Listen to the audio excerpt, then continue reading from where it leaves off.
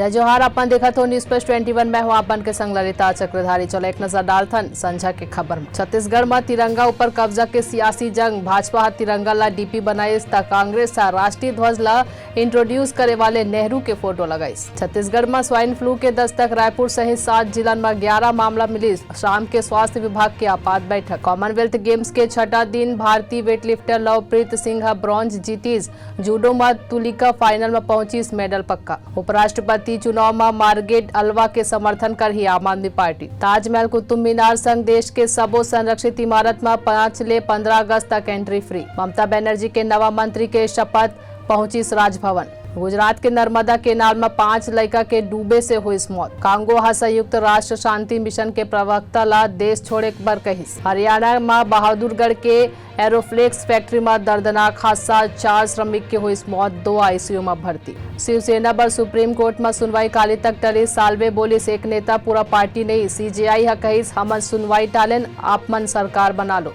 ऐसा जानकारी ले लगातार अपडेट रहे बर देखत रहो न्यूज प्लस 21 आप मन के हक के बात।